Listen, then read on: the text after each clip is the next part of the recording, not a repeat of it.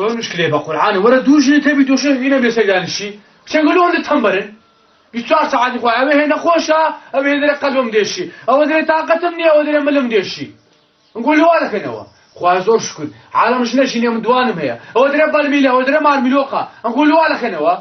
والله لسه نقول وقت أخوهم مسلم معك خوي هنا مش نشكبينم والله من طاقتي تومني بيستوار ساعات يخوي دنيا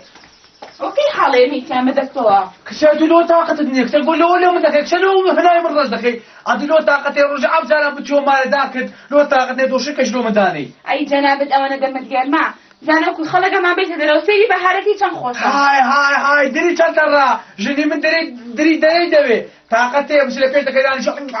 عن فوق ولو بتشون كي بس طاقتي بالي شنو مداني هذا ما ملوخة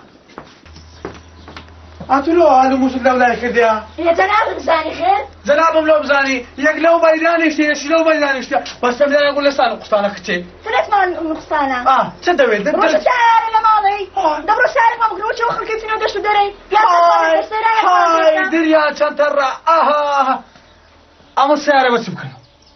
شو بس بكري دابي نقول جي على مدن ايه اما مشروعكم كرديا مليون دو مليون كدايا اقا مشروع عملو درتشو جينا من راقنا دابي نقول زير خدام بفلوشن سيارة ايش فيك مو مسافرين والله زيري نافروشين لو نافروشي لا والله بس اقا داخل سري بيشي زير داخل تفروشي اقا باب القينت كلا كابوي بيه لا تي زير دفروشي قينت كلا دركي ها والله الشربيق بات زيرو لو نافروشم هذا تصدق يا خانم او يا خصي خويا كنت زعما تتسنى بسا تيتي مرة أدت ما برد انا عندنا ما تورن دوي اتو تسدوي والله مش حزن السيارة هاي والله اقرب عظيم قوبي والله مش عظم للسيارة إذا فكرة ايش خدنا نقول دبرقي يا المتمدن تبكي امن بارم هي إيه مشروع كم نودنا تباشي تاروشك اتخا والله تكير والله على ايش كنت تبع لا كنت هذا تون تبي اوزير من ريخو تاع مبغى بفلوس بوي سعر بكري تبع شم بس شايفه كنت والله عمل لا ولا تقول بس نازم لولا رسمتو او ما عملوا كم بسنه تداهينا نازم جنابة خوش بيت قزع قدر تعطيش تكال باشا شنو كان اسم سيارة ذكر باشا باش بس إذا أنت كسارة كتكري هنا ثانية جمعي كيف ما بدلوا يك من جوضومي خوشك والله لك ما بيدي كرم باش هو ايه صار زام لك او ما عملوا قدرت منافسة او دي ام دسمه بيشو دي ام دسمه بيشو لا بابا هل كامك ما تفيني بيشو قينك اتوكلش بيشو نيا تلاقيتو بيشو أوا زي لو بشتو دو دبله بيشو يك دبله اخوان اخوان سوونيا يلا مشكلة باشا نبدأ مناقشة نعم خواكتو يكري مشكلة ما أعطوني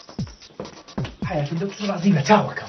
أول رازي بدك تصير عزيمة أو زيرو ميرا خد بفلوشها هندقيتو هندقي يشكا مش لقى ما عندي باشا زور باشا أخو ده ما عمري كل شوية لسه صار يخوم دادني أتو لا بيشو دادني أتو سوشي بتزعمي قطعتك يعني ما بيشو ده بتزعمي قطعتك زين له أتو لقى بايد فري براسي تسيو بلي بعدك سوشي باشا أون بجيدك كره وش بجيدك بس ماما سبلو عازلك هيدا سبلو عازلك هيدا كلو كم دول مالو ده كم هموش تلو كم بس ماما دري بس لانكو ماري غزور منابا ما او لانكو بيدري بطاني داسو عسيب قوي هرسك مان باشا هرسك مان باشا والله هجينا شي عياد تشارك لك الموت ياكل خوش سالة لولا كي جواب زاني اوي هيد وهذا سوشي لا بدا صدر رويتوش باشا مش عنده طب تعال طولي ده باشا ده واو كان يصير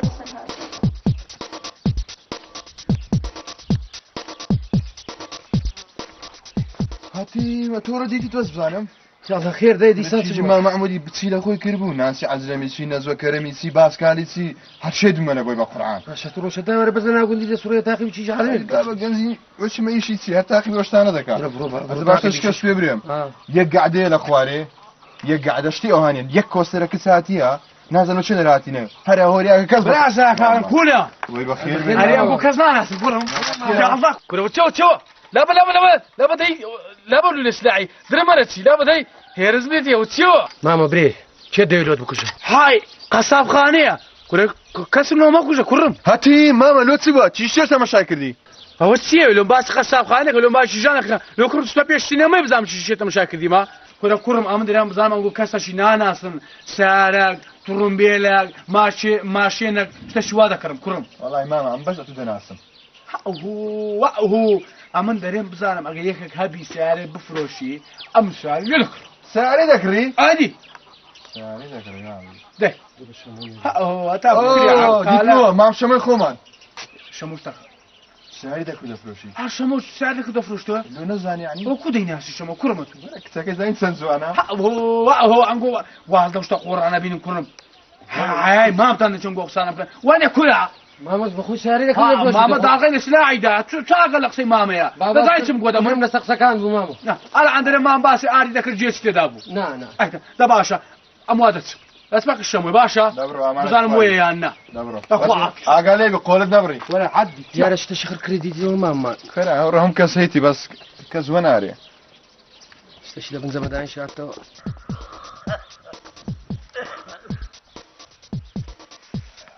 كاك شمو كاك يا فندي وسطا كاكا السلام عليكم سلساو بخير بي انا كاكا ما عندي نبي سلساو فرمو اتو الشموي لو والله شو تام قرعان لو فوت يا كاكا او اخر شي قندي لا سليمه ايه ده صاب او سام من دار من رواني كلتو كيا بقرانة تنديتيا انا والله اتوني ويدوش انتيا بني والله كوزايد او حياة شو امره على بحث انا الدكاتره والله عمري ما حيام تو كوزايد امره الشرط انا ما قال انا والله عمري مشكله معنا هذا بشرمي بقران لمالي اما يساحت ما تيكشوا يتسكم دوجن مياه خش هو تسي ولا كان دوجنينا يتسكم كاكا والله دوجن مياه شنو كم هنا دانا كسام شو شنش كم هنا ياك جالس قر من سري خومنا او زل حمو زل ده شلي جنا شقلاوز نزعيف يعني بقول الحياه ما تبقى ماشي مسلك كابرا لي هذا شيء موضوع كابلا ديك وانا زلت جيرك من جا كاجنشتينا دوجن متعادل بي يكبرك وسط يكبرك يعني قوشتي يبدا يعني علاجك والله ابن ما شاء الله زي والشريات يا حي نشوف رشلات ورجع آليات يعني وضع عكس يكن عقلي بشر هذا غير خالص هذا ما بيا يدوجنا برسي كونكونا أجا بارش كونكونا تبع برسم هذا هذا دود كاكا أجا عكس يكن والله هذا وكذا قلب مسوكا دام دا والشام ايش كاكاش ده قلبه يعني قشوات الدنيا باق بقسك في 2000 سال دي شهر زي جنان يعني تبع شي شباب منك كاكا على كل كيف زمان والله تمام مش كنت قدام اخوات كعملت باكر زعلي موضوع كذا ابا مش ناو مش كم لقاو جنان انت طبعا كاكا فوتان كاكا مبروك بارو ما رحيا سند يعني لدوري 6 مليون 4 مليون دبي تنظم داخل سنه ورقه اي مشكله لسه والله برمي ليش بدك بس عندي 6 مليون ديك كم 4 مليون قرضي عندك عن كانك هناك باري تسلفت لو سيدي بارك سنيا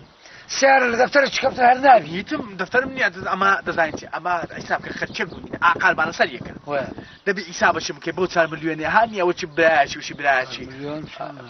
زوانيا بس على كل ميزان سياتو كدفترك اما خدمتك نابتي باخواي خدمتك كاجا عفوا ناوكت هو وسط الشمو يا زعما لوم على الكار اخير دقائق قلت الى كم سعرك لو دبي وص علي ممنون بس بيك شرطي هذا بلا قولي بيهدري يعني سعرك بس بقول فيه بسرعه قالوا خذ بياسه شو كذا السفري دي بس برا شاري انتوا عم تسوي سفري بس شار ممنوعه دور باش لي باركم اعتياديه حظك كيفاش باركه ناجي اليوم زور طبيعيه خدمتك ذاك جني بين اوبسين حظك اسمني ولا والله واردي لا ايواري ما اسمني ولا امل بخذ زي ما عندي ما زور زعما دوست براسي خذ شكر يتسكم كل شيء لي كاكا يتسكم كاكا لا تسمع شو تعو كل شيء لي كاكا خذ وصاي صادق تونيا وقرانيه كاكا باش كاكا على كل مشكله اتتنسنتي امجدك مين خوخم شيدنا مخم تشكم على كل خو عفريت ستام بقول شيد بوكا بلاش كو تشكل بس زمان اري وسط الشمو بزعمت كان راست خو بري فرمو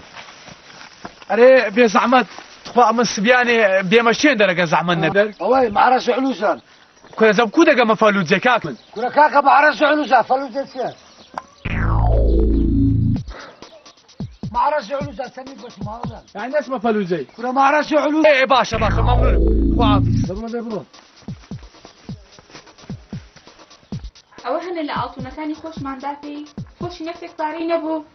زین چیەکانی و سارێکە کڕم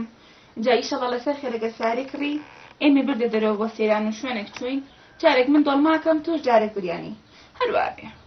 وڵا دەبی هەموو ڕۆژ بمان بە هەموو ڕۆژی بمان باتە دەرێ دانانیشنی تکە لە ماڵە دانانیش دەچنەوە دەشت دەرێ بۆ خۆمان دادەنیشن و چ خەڵکی دێنێ دەچین قابلە سارە بکردنەمان باتە دەرەوە بۆشمان نەکرێ ژێرەکانی خۆمان لێدەستێنینەوە نایکرێن بۆ خۆمی ناسم باشە ناسم چەند ساڵە لەگەڵ یاژیم قابلە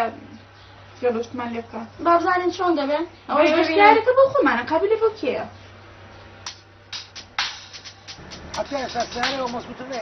أو زراعة كله. تبي على وصلنا تبي كيف كوتر. سعدي تصدق. بخو حتى شو بيز دروا. شو بيز ولا وين؟ كل كانوا عرب أرجع بس الورقي. بس دبي. سي. لا كأكل السيس. هزار مستوية بس. لا كل مستوي أو بخويا. هات وأنا. كان بازار علوج جانا كان دورة كاكا دورة تخلص كندي خمانيته. السلام عليكم أنا تودو أويني أودوش لتنا حمر والشراء. كاك شمكوي كل هذا أودوش لتنا حمر والشراء. أزاي قلاو يكزع حمر والشراء كهراك. دورة وزعتكو كاك وزعتكو. ماشي أنا بقول دوش لي أنا فقير يكزني قلاو يكزع حمر والشراء. بس بخير بيكوي. وسلعتكوي لا تكرم. والله قلتان بس بازار علوجان. كاك خيناك. لازم السنة قرب علوج جنابي مو شو علوجان؟ يعني مهرج علوجان. خيناك لقيت شيء بالعلوج. درم سعرش علوج. يا اخوان ما علوزنا السعر كعلوز يا اخو لقيتوني كاكا انتوا باشا توش كنا سنه وقول برانا كان شو جماعتي ولا نمكري والله بس برولات وري كل امبرات ما مقولت خلشي قلت لي انا فري والله اقل اتوني توجلتنا حمر وجه الشرا ببراتي قولوا ولا توجلنا يا حمر الشرا تخوا بكاس مالي والله تخوا بينكم باشا بس بكاس تخوا بكاس مالي باشا اتبدوا اسالي بلاد بس سالي مش بس ما احنا كذا تخوا بكاس لسنا وشعر وانا عيبه هذا كاك بزانا شارش علوج ملوج بين اخي بقربان باشا اول يوتيوب او شارع علوجه ملي علوج عيب علوج ملي علوج تبري يا سعرش محترم سعرش محترم وعلوج او اي ماشي هذول علوجه ونيا يا بابا ملي علوج عيب علوج تبريهم يا سعرش رقمي جنوب سعرش رقم الجنوب صعبي ساعدني ساعدني لا يتلبسوا يعني مشكله مانيا يا بابا اوراق همش اشتوى حقنا بيتو او سيارة الدمنية هيش تشتوني ها بين خمان باكز نزاني كو يعني بخونا قولي بياسي بيدكي سفري بيدكي دوش دكي بيدا بيا سفري بياسي بيدكي يسوى قلو يكزعي يعني بالسفري مسل نسان دول ما يبان ايه تمشارك كنت السعر ما بشاري ما بشاري السعر مهلو هندي مش ايه ده هوا بس دو صفرم ربي فيروس ربي ممنوطه ربي فيروس ربي ممنوطه ايه ده هذا ليش بس نشتي بلوشي فارغ ما رقم دمي كلاوا دوش نيرة توش مشتري خوي بقى هو اوراق هنا كاش خموا او دبي لسه مسؤولياتي منو داجيتها تبع اللي جاي شبلو السكاك كل سنه انا دوره كيف خنزور ما بيخمنايه أتوناتي سعرش محترم أجي أما بدك تبارك كيف اسمه سفر مفري الأرجام هرزاج بس يورا خير مش لك حل هو ممنوع اني قهرت وجني جاري باركب كلها تدوش لديها حمر وجه سرطانية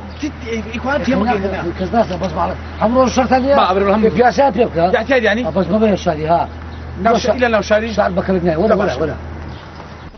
أستاذ مهندي لي هو كان زادر جماعة خمانة يخرجوا يقولي خمانة يقولي أوي خمانة إخواني بنوس سعرك مداتي أوي جمالي سعرك هشت نبي نيش ذا مو هشت إيه هو ممنون جيب لمن أنجح نابي بازاري إيه أو كذا فحم بالفحم فعم يعني كل مشكلة ما نبي نبي أتوميهم لا كل ناس إيه توتو أزودوش نشي فقير محلتك السفرين تبقى لما لي مشاكل أو بيني خوش بكزنا لي ها تخوا بكزنا باشا حاجة بيت بس البنزا كسبيع بس زيادة بس وني دور الدلال وخدها بس ما خدها بس زيادة أي بس ولا قلت تحت موت بنشكر سي ولا قش لهر شوي ناترسم ها لشيء لهر شوي ناترسم أصدقائي بس مستمر قال مستمر الشر عين وازيني عين جفهه ومرنيه ناترسم نا فرزانة بنوسا حاج زادر نادر قاد وعارف كما في زور عظام باش أو هجني والله أيش هالشرب ولا أحشر أي ديجي كاك مسسي ولا خش ده مسسي ولا سلامة بكاك من نتوانا ما هردو جني بيك جالي بارك متصل يا كاك يا لجات وش التوا كان جيش بارا إيوارا بارا مبينا دبرة ثانية برا خسر مشكلة كل ما قرأ أخو أخواتي لا كل ما يوجد جيب شو مشكلة زي قلوي يكسح بشيء زي برا كدور ما يكون هذا فكرة بس البزر فريلة بس تقوى على الزياد مركز لا اسمع ما تضربش مالك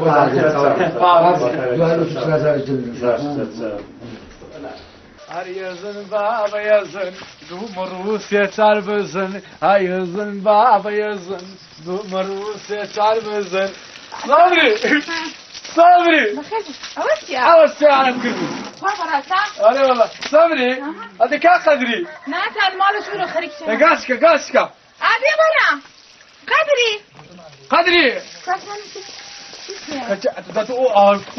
وصلت البعد ورا قدري ورا. أول ساعة أنا بكرتي سخير. هذا والله أو كري لك. والله عليك كتبها صبري كريتم قدري. صبري قدري صبري قدري قدري صبري. سالك المكرر بزوري خدمتك. بس تشاي اخوتي داني. امر اركم جرام بو امر حساب كيس سيجن هي. جني في شيء نعم؟ ايه كش حساب هذا دب هواري.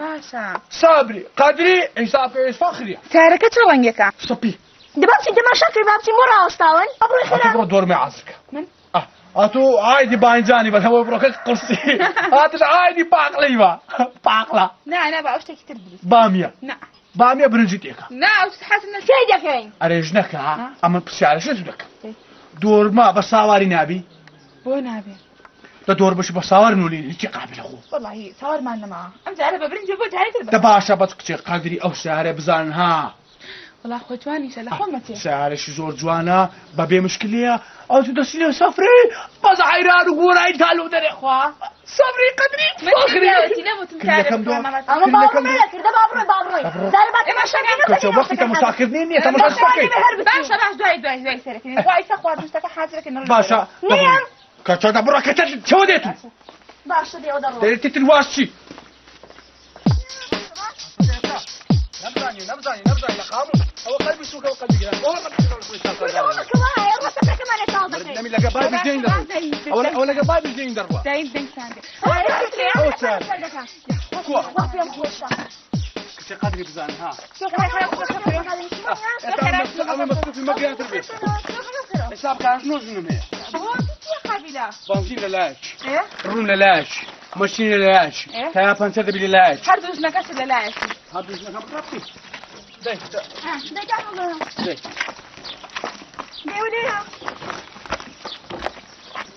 أو بزودنا بيوجد شيء أقل لبي أو دين يبسود عن شيء يعني أو بين أو بين نعم بينها لك ما بيلك تنسخ ليوني بيزارنا بي لا كرة درجة على مروي بس يمين قابلة شبه جنان صار بندك ما بين مشكلة وتسكي شو قال شو باش تو اصلا كان بمفرش ندو تو لپیش دانشی ادي تقدر لپیش دانشی ايش نكمل مشكلة والله والله لپیش دانشی كنت دزاين تاع نقول ما كنا قارقنا اسا لا تشوني باو لپیش دانشی لا هات نو لپیش دانشی نخر من قبول والله لا شو بقول لپیش دانشی از هر دو تا ام باش اون مشات هذا كان باش انت من نقول قلت دم ساري بكلمه لپیش دانشی لسه باشا دقيقة برو دي لا كيف تعم باخذ لپیش خير شي ميدا كده تاع غارده نخر دي سبتوب معنا كيف تعم باخذ ميدا كده رزيل غريبي حساب معنا او انا عمل هرنام ولا بمعمد دور بس خش بس توا ها بابرون كم لتنك انا صوب دي خير علي بكمان بس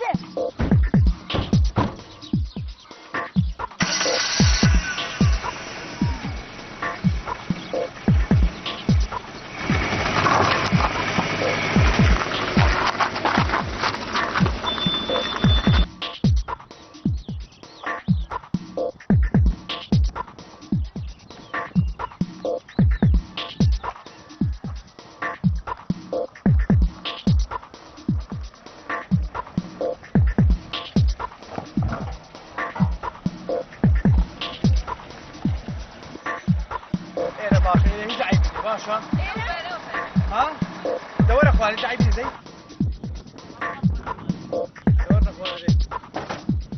ئەوە چۆڵە مێرەمیز بەدڵ نییە تتعبيني ناتش ئێرە چۆن ئەخ کەسی لێ نییە تەماشایەوە چی و چۆلەوانی ئەمەتنیایتە ئێرە هەگرێ وازان یەک بەجێم نەکە بەدارانات بۆ دەڕێنی ئەو چۆدارە لە بەدەستەوەیە بڕدان شدێ بەسا تۆرکە چی وێنە تۆرکە تو ئەمە وانە تۆرکانی لێ دەنێ بینە ببینە دەخۆین هەگرێ ڕۆژەتە ناین دەخۆی پێر ناژیری بینە بم دێبینە بڕدان شدێ ئەو جێی وەردەزە گۆرانتان وتنە بێستە وەردە سەرڕاخەتیش پیاو کە ڕاخە لەگەڵمان یارمەتیماندا لە دوو ژنانە بخۆم ڕاخم کەسە دەبێت یارمەتیمان دەی دوو ژنمە یامیش ڕاخی ڕاخم خوا معقولەوە بەحسەبە مێرە کاڵەمە جێلەدەم بدەیت کەمان لە تاڵ ناکەی خواوە سەفرێ ها بدەیت دەستی قەدانە چێشکەی والله دادەنیشم و تو دەست ناکەمێت چتی باش یاددەجە عیران دەرم عیران قەسەسی ساڕی دانیشن دەی وەرێک وەرکسێ برشینە ئازر نەبوو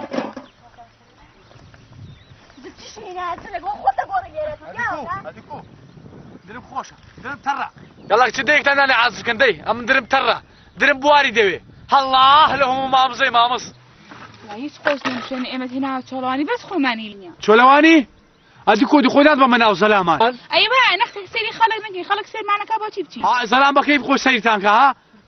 بەس بۆ زەلاما قەینا بستە ناوژنا ئەوها عوڕین ئەمە دیموکراتی ماوەرگرتی لەوە چیە ئەگەر بچینە ناو خەڵکی بەس بۆ زەلام احتیاجە بستە ناوژنان ئەوها زەهەر لەمانە باین باشتر بخۆ لەو چۆلەوانیەی وز بە کچێ وز بە خۆ ماڵە شەرەو هات چۆڵ بۆ گەرماڵە باینە وەس زمای لە بەژنی درێژترە وش خوایگەن ئێمە هێناوەتە بەر ئەم گەرمایە ئەدیۆ چای بێ مبەردەت لۆ بین ماقاری پانکەت لۆ پێکەم لە ئاسمانێ چ دەوێت و بەردەی بۆ چییە ئەکەن عەلەقەم نێمت بۆ بەردەی بەرسێبەرێ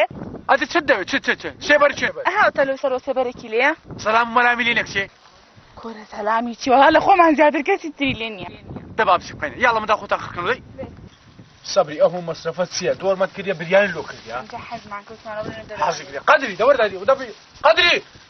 دەبینە کچە سەوزە و تەڕم مەڕانە بینم گۆ پیاسی نا پیاس ئەو تەتیدە سرکە پیاز نوێ کچێ باش دەی درم زۆر تو خۆشە تو ئەو خوددا درم تون مەکەن ها حەیران دەرێم بابە ڕووکەم برێ هەوارێ چەندی گازەکەم و گازەکەم درێم بابا ئەمە درم گەلە خۆشە وەڵاهی ئەوە ئەمە یەک سەڵکە پیاز دەخۆم دوو قلۆ من هینایە تو حەیران دەرێم بابا هەموو دانیشتمە لەسەر گردی چیژ و کار دیارن هەموو دەرێ کار مامەزێن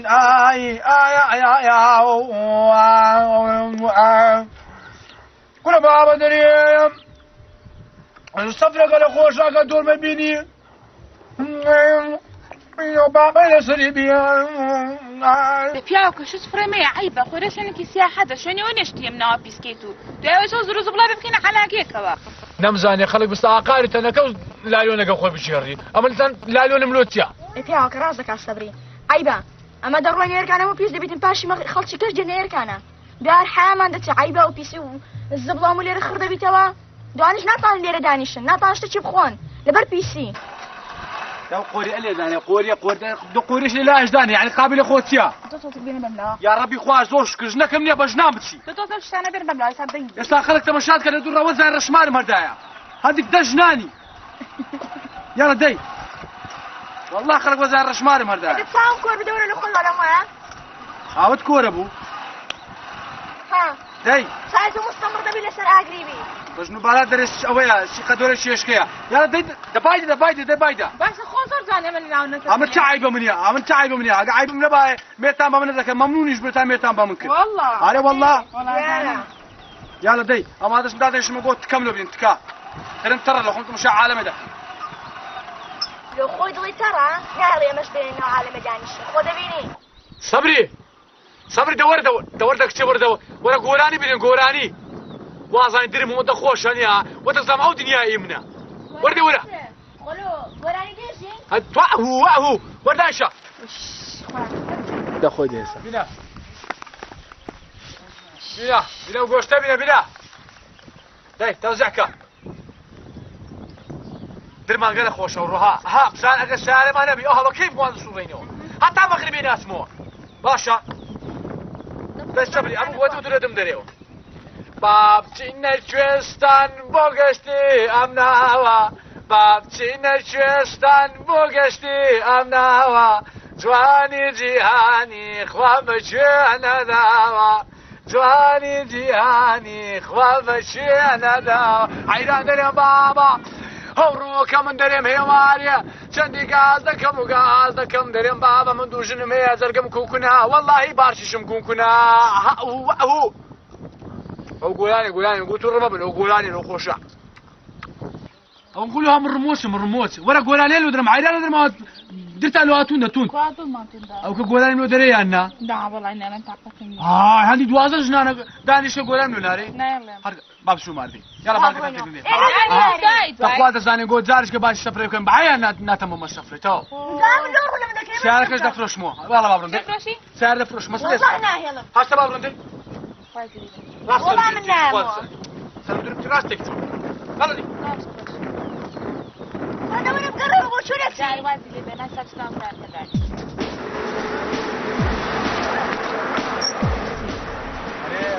شتا سپیانە چ بنەوەە؟ هەنەوە جادراوەسەنەوە توزانم دەبینەوە؟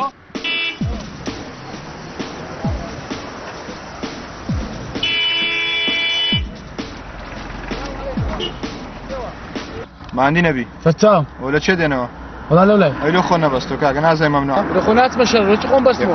دەبێت زەمەت کارتمام دێ کارت سەنەوی وعدا؟ وەرە بابە کارت سەنەوی ئارمی کارتی چێ؟ سەنەوی ئینجازە ئەتو چ لەمە دێ کاکە شەرتا لەمە دێت چێوە؟ وەرە بابە مەفرەزێ مروریە کارت سەنەوی ئینجازە مام دێ چما گۆ مرور سلۆس بابە ئەدی نابینی چمان لەبەرە برم ساحبی دوژم لە ژنی خۆم ناترسم نەگۆ دەترسم کارت سەنەوی مام دێ ئینجاز سەنەی مام دێ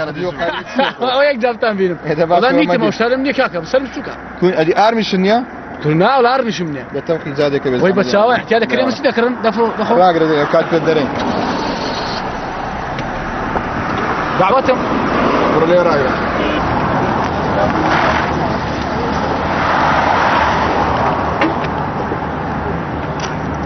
يا الله السلام عليكم كاكا شان لما دي تشاو باشکە تو نە ئینجازەت هەیە نە سەنەویت هەیە نە ئارمت هەیە ئەو کو دەبی لەزگەشت نییە جو كيش مشكلة تو ئەدی مشکلەی چییە دیوگە مشکلی منە مشکلەی چییە يعني غير إجازة من ممنوعة ئارێ وەڵا مەمنوع إيه أو دام أنا إجازة ما أنا بس أو أرم أرمتش أو الأخرى دادناتو هێدی کاکە ئەو کارتی ئەمە پێکردنیە كاكا مسيارة بكرة كابرا قد هيز مشكلة إنيا تۆزە کارە لۆ خێوێک بێتە کات کو دەبی هیچ مشکلەی على سنة توم مش من أوشاري أخويا لا بقربان تشاوكب قربان من دارم لقى بحساب عائلة وعائلة بتشاوكب عائلة لقى هو ده شنو خستخانة شنو كعب هذا شنو خستخانة كعب کات گۆ سەفرێنە چێ ئەس بۆ شو يقول كعب شو يقول نەگۆتە دی أخذ السفرة أما شربين أو زوري خواردي أو مشامكة الشيء قدنا ويش كيا زوري دخوا كاشمرون بقربان تامبم هل أوزار ليه ما خوش با أوزار بري ما كا دشت بجار كمن ببي أرم ناجم وام ده چند ده مده ساعة بكي كان باشە مشێنێ مادەم عایلەت بێ ئەو جارجت خودم بەس بەو شەرتەی جارش کە بۆ عینەوە شاری تێدەگەی سیارەشی بینە ئارمی هەبی مشلەی نەبی ئیجازەت هەبی خۆت بەستیەوە تێدەگەی ماماجی لا خبر نبي يعني تاكيد تو ده باشا بروم بو وقت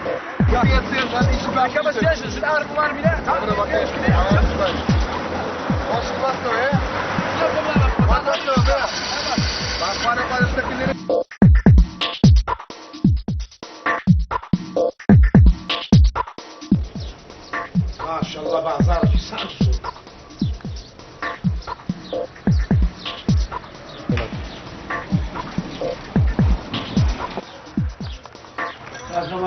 وي بخير بي ماشي بخير بي حاجة صحتك وفهموا والله أول شيء لرينا الروم ايه دروات اللي بعد ودان سيدي وش ضروري ضروري هذه تشيلي ديتك وهم قلت هذه أول شيء لرينا الروم أو خرجت كان هذا خرجت قوة بس إحنا نبي كاري بونيت من ورد وبونيت كاش شخين يعني غيرك لازم أنا خو ما نعلم تشيء والله كاري برو بيش بيخا برو برو بيش بيخا إيش شكل بيش بيخا تيش بيخا رستقرا لو تسعيدك يبلا هاي بينا دري ساعتها هذا خواص ما خواص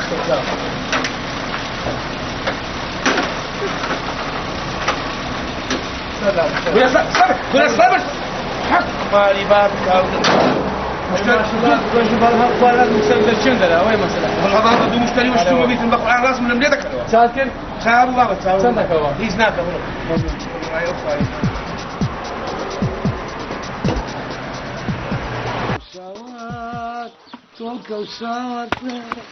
ما عندي نبيتو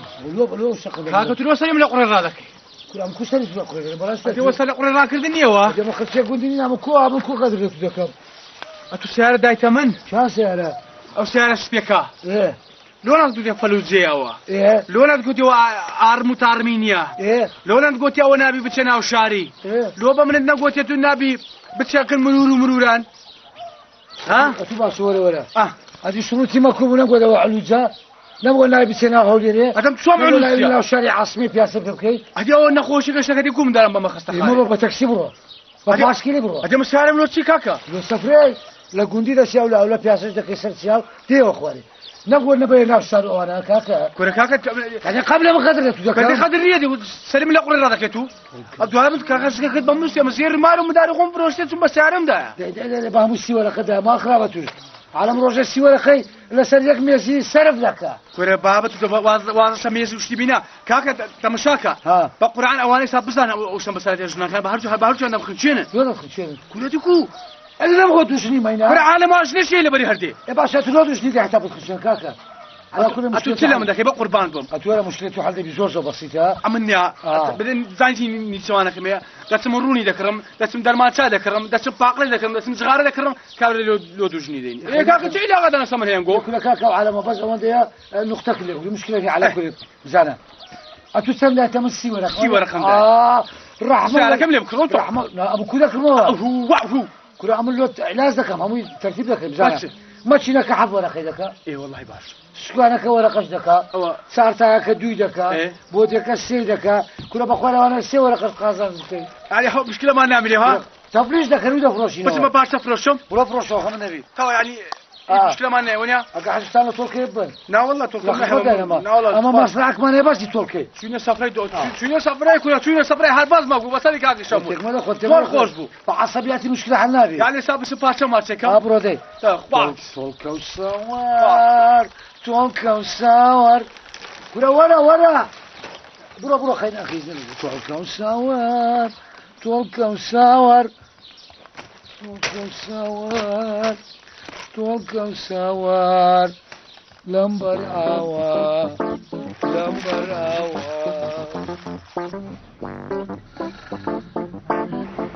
وستاقيتشو كاكا وستاقيتشو وستاقيتشو وعبا سلماكي وستاقيتشو شو حسدي خوساورة لأن الشرين يشتي ولا هم مشوشين الويت لا والله لما بيسمع عندنا ناو بحرين ما شاء الله الله بعود إذا سيخوالي اللهم صل على سيدنا خيري في الوقت أي والله خويا خيري في وستاقيتشو زوبا بمشوشين يشتبوي كان شلو سكنت خيري مولودي بيغمر اشتكى دابا كنت مشاش أو السيارة كنا زعما النبي ايه دابا بابري دابا حاجة وتوي أنا والله هات مكاك خير بيصير ساوان تعال جيب لي دابا وستاقيتشو أو خاني فيها شرط الفرقوع ما وسيا هذا السلام ما بقى شو كتب شلون على قشطرنا أولاد هاي الشيء باش كاكا حاجة وتيكسوي تعزم يعني فردنا وبحري قلت بقى منو بخشب هتبقى اوتيا او كاسة او يعني اوتيا درس مطبخ وحمام ونظام سي لو باش يمكن يا هذا باش حمام ويدك هنا اوتيا اوه كل ما يشكم رندي والله بالله وتلاي كاكا وستاقيتشو هاتي ما ايه او مشنيم لو تفنيشك ايه مشني كم لك وغير كم لك إيه. كاكا لك او شنو فلوس كاك او ما تشيني امل يدك مو بس يورقي بس عطت السيورة سيورك مشني كاش عندك دو ورقيتك يعني ورقة شو استخدمه والله اهو ادي غيرك عندك غيرك زين $100 دكاتره ايه باش $100 دكاتره بس امن $150 بدزين ايه وستاقيتشو يعني كواتب اللي وي ورقة زر اللي $50 زر والله لا مو زل ذكاي حاجه اي تا كان تملي ورقة والله تا كان هر تقريبا ب 2000 ديناري بيدك مو لا وستاقيتشو زر علي والله لا سيدك دكاتره يا زلمه سيدك بعقل نعم ايش فاصله زيادة زياده هاي لو ده هاي ولا زياده جاي اي والله حاجه زلتك كاكو نو تفنيشك قينا ما ذكر متو نو تفنيشك طارق كم بدي اتو عقدنا لو تفريش كاكا كاكا نابي نا باشا اشتاش كحاجي لا ولا تيش اخو ببيني ما تو اتو اوتيها معامله تفريشي لمرولي نابت عمل تفليشي التفليش ما عمل ما يخونيا يكسر خير دم العب ناري كاكا ترخ زوايزة العب ترخش كده ترخ زوايزة انا ما بابا ما بكاور مكاك ما يخوني يشتري متابعة وانت ما انا تشوف برام عن تكيتو ها هذه مش مرقبي هذه والله ورقه تفليش بيني ناخذ تفليش بكاي بفلوس زي علوزه يعني هو تفليش كم ورقه ايه اي والله مسموك الشمويس بروك الشمويس ورا بابا يك ساعه من دي خيرت كده ورا كاشتكم بدي بربي برو نا والله برو قال انا فكر ديا غدي انا فكر ديا نبردي برو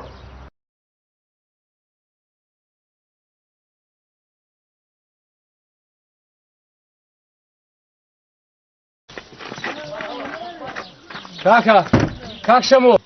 ورا كاكا شمو ورا كاكا تقول لهم دقيقة كاكا تو شو كذا كاكا برد ما او ينايتش في ترمي ترى وكان تفنيش ناخي علوجة شو علوجة؟ شعرك علوجة شو تعلوج؟ شعرك معلوجة وتاع علوجة كاكا خبت اسمعوي مسقفتو او ينا قندي بم علوج شمو علوج عيب شنو قلت علوج بشد علوج فرش شعرك معلوجة كاكا بردم قلت انا بورقة ومرقة بيني او تفنيش لكن اذا باش بشرتين ما تنبغوا دويس اوراقهم وراقينيا يكون علوج معناه شيء يكون علوج يعني توزبها توصبها يعني علوج اترى توصبها يا كات كا على كل ما في تمشى عقل بلا خذ كل خم باركش زورنا ده مش شرط بجمك ها ولا وقت تدريستي براد بس ما في اما بوشر تشوتي ده تو نا اوراقين دخل بارسه بروشو لو كلكوا هذا يعني انا ايش معناكي شيء يعني ام دم كوريتو يعني ام النزانه لك تشد بها انا كوريت اتلقى شيء هذا يا مرد انا عم بخم نظام سبب انا تدوزن ده كورا من عموزام هي عموزا ايه بيستو بينز بس برازام هي وزيسيا بيستو سان لغفره ايه كورا اول تبدرين ايشيا ايه دبرو دي سيوره قد مش تدوز بك مش دي شدك تقول هو شو لك تشي كاتب شيء تقول يلا باش هيك ده قراوست ما قتي خريت حسابش ما معك حسابك اكل جنزي جندي هاي كاكا خاله خالد هسه كاكا هسه سيبها ماما هسه كل مشكلة زول قبل زول نعم لكم دانا زول خواز دانا لكم دانا ومريم هم سلام بانتا شمو سردته من نمزاني توزبها علوجة يتخيل كنا كورس قيدا يا سادتنا سسري شارك دده مو فارغ شيء رسمو وانا بقرب كورا ماما من نعم كونا ماما تدري هايلونا هنا زين شو مكسيشن زاني كودا كم لكم عاجز كم باش نكسا كم ددات اي عملنا مني اقبري ما ساودتي ناف كسان دتنا تشي خو بخاله غير مغارده يلا بربع سنين نكسا والله يسرجن يعني والله فرضي هذا بس باشا ماغدي كاكا شو مشكلة بوما ورا سلام لك جو ورا بابسي ماما ورا سلام يسي ورا كريز لك ورا ابراهيم ماما بقول ورا ماما برو ماغدي كلاشكم فيه ماما كا دور ديك خيرات هي أتبيشون كابوي قلت ما برو من كابوي برو نوعك يا ويا كابوي قلت صمتنا ذاك لا كابوي قلت بو علاج هوا ولا كلها ورا سير اولو سعرك ما سوى لي مره قريبه انا ولا دي عايز كده كابو هذه كابوي من نقرته انا كم كابو قلت يا مان قبل ما ندوس الميتو غير ما شو فورما كدي وازني ذي عيناك كيف ما مدري كيف ما ابو مدري كابو قلت يا يو اي رسول ما عمليات كذا كل خلينا كده خلينا نقول لك هكا هو تصدق كلانش كوفا خلينا شو تبع ما قدر الشرق ده كلاش كوفا والله ما خيرت معنا الا بكلانش كوفا خيرت خلينا كده سمح شويه تشي سديتو موضوع مني وسارة كم يقرأ كسمار خوتو شيء هاتو سارة دايت مسارة علوجة خلينا كعلوجة كاكاتو بس أسلحة ما ينقول يعني مش أنا شوي كابوس هني نقول عيبة ايه ده باش بس كابوس كعالم حي ثاني ثاني اسم رقايدكم ولا بخير عايدكم لا ولا خناك كاكا المشكلة كده عندك مسارة كده وردك ما هو علاج ذاك ايه توكا ما تزارش ذاك بشراتي كلاش كوب من عيبة كلاش ما تفعي بينا كاكا زين هو تسيرك ولا بخوان براون لو كلانش كوفا ناس اسمه لو دوجنا تسي ولا استاذ وي حد تترج على توك درس يلا بابرك دلوقتي هذا تساوي باش كاكا كاكا ستساوي بس مسارة بين مو تبي لهم الدفاع فوق كارشكا كفو ما بتشوف ما كفو كذا اما تايت ما شي عالمي يقول كفو يلا زي شو ولا هيك تو بقى مسالي بتخش مو شيء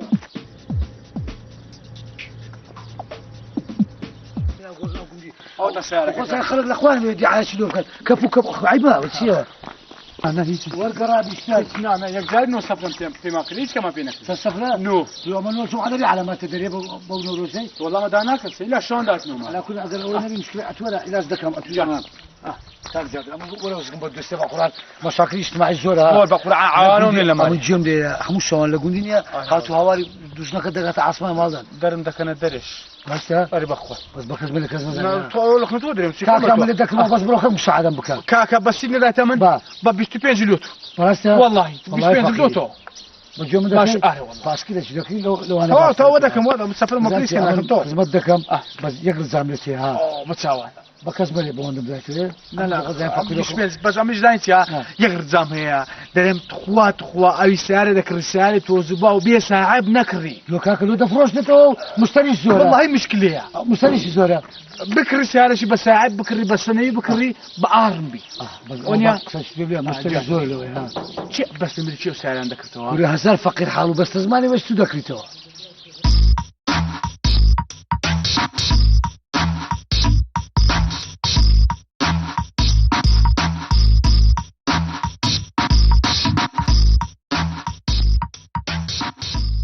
عقلنا فتنا مع عود ثانيه مسكم ها والله ولا شويه بس تو سالم اللي يقرا كاك تشوف كل عيبناك كيف ما عم دقري شو كيف قلت يعني قبل معجب تسلمي وين ما كيف يقولوا شيء موضوع مو زين شيء موضوع يلا ايتو هذا مو سبب ريتو بيه تعلوش سارك علوجه لا لا قنديش جاعتك ولا علوجه شو علوجه امان عيبه شو مروس يسار بزن هاي يزن بابا يزن مروس يسار بزن يا ربي هميان والله تقرا عدد الزن والله تقرا عدد الزن